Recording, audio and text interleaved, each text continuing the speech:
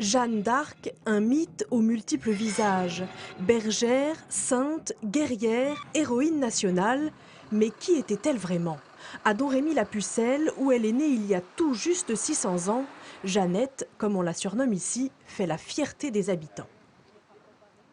C'est quand même un honneur que de l'avoir ici. Il fallait vraiment qu'il y ait quelque chose qui lui donne la force, qui la guide. C'est pas n'importe qui peut faire ça, à mon avis. C'est l'héroïne, il n'y a pas à dire, c'est une chose qu'il faut respecter.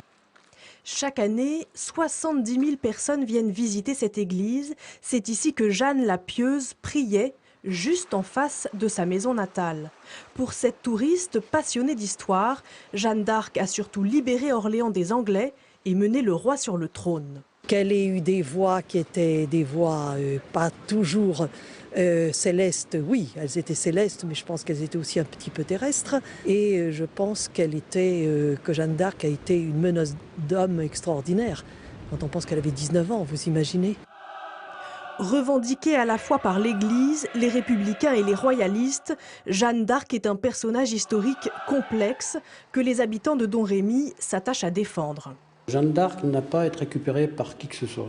Jeanne d'Arc, c'est l'histoire de France. Ceux ou celles qui, à la limite, inventent des choses ou leur font de commerce de cette on va dire, différence ne m'intéresse pas.